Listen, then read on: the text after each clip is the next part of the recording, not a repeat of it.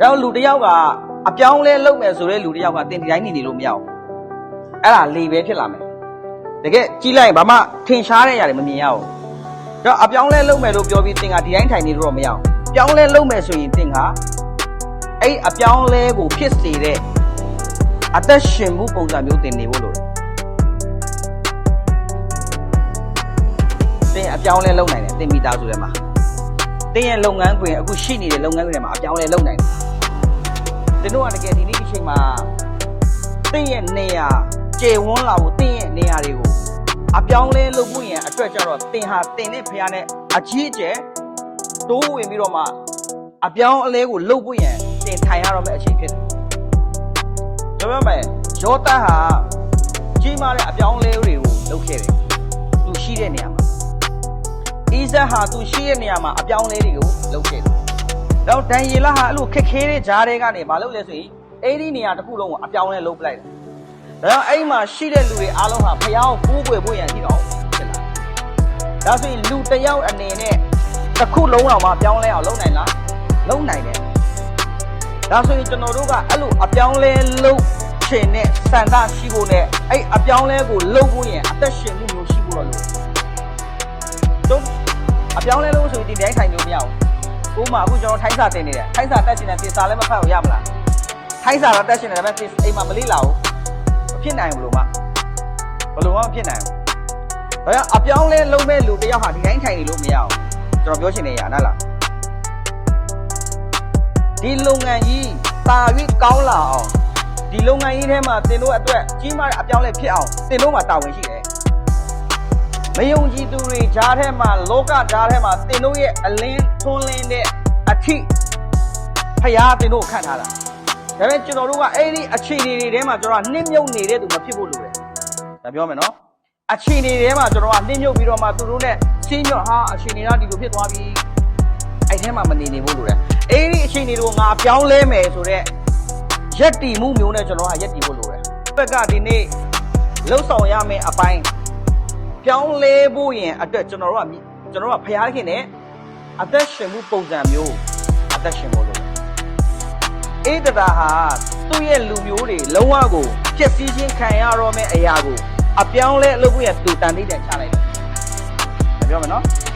အေးတူကသူ့ရဲ့လူမျိုးတွေအကုန်လုံးဖြက်စီးတော့မယ်မကြခင်မှာဟာမန်ကဖြက်စီးဖို့ရည်ရွယ်ထားလိုက်ပြီဒါပေမဲ့အဲ့ဒီအေးတတာဟာအဲ့လိုဖြက်စီးခြင်းခံရတော့မယ်ဆိုတော့သူကြားတဲ့အခါမှာသူဘာလုပ်လဲဆိုရင်မျက်မှောက်တော်ထဲမှာအဲ့ဒီအရာကိုပြောင်းလဲဖို့ရန်အတွက်ငါတို့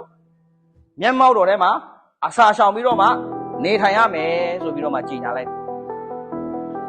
တောင်းကြီးကိုမောင်မတွေတင်းတို့ပြောလိုက်မယ်ဟာအစာရှောင်ခြင်းဆုတောင်းခြင်းမတော့အစာရှောင်ဆုတောင်းခြင်းတင်တာမှမဟုတ်တော့တမျိုးလုံးကိုဖျက်ဆီးမဲ့အထဲကနေကေနှုတ်ချင်းခံရတဲ့အပြုမှုတွေဖြစ်လာတယ်လားနားလည်မနော်ဒါတချို့တော့အပြောင်းလဲတွေဖြစ်ဖို့ရန်ဖျားခင်လမ်းပြချင်းတွေတာရွေးရလာဖို့ရန်သူတို့ဘာလို့လဲဆိုဒီတိုင်းမထိုင်နိုင်ဘူးပြာပုံပေါ်မှာ shorty အဝတ်တွေနဲ့ထိုင်နေပြာပုံပေါ်မှာ shorty အဝတ်တွေနဲ့ထိုင်ပြီးတော့ဖျားမျက်မှောက်တော်ထဲမှာအဖြေကိုရှာတယ်ဟာလေလုယာကျွန်တော်တို့ကအဖြေမရှိတာမဟုတ်ဘူးဒါပေမဲ့အဖြေကိုမရှာတာပြန်ပြောမယ်နော်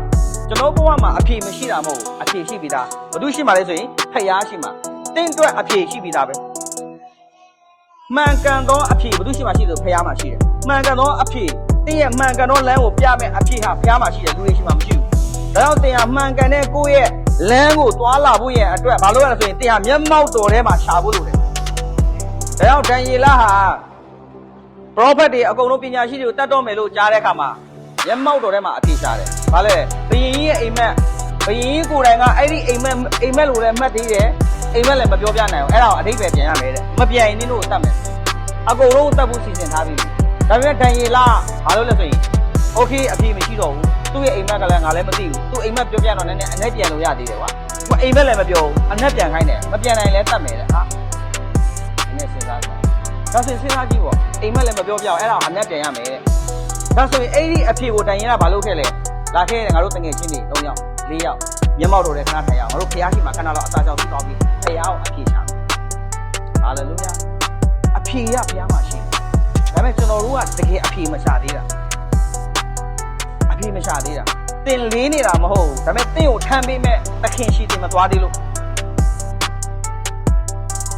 ပြောမယ်နော်တင်လေးနေတာဟာတကယ်ထမ်းပေးမဲ့သခင်ရှိစီမချထားလို့ကျွန်တော်ကျန်းစာအုပ်တအုပ်တစုံတယောက်ကိုအလိုက်အဲ့ကျန်းစာအုပ်တွေပတ်သက်ပြီးကျွန်တော်ကြိုက်ကြမလို့တော့ကျွန်တော်ပေါ့ပပသွားလို့ရတယ်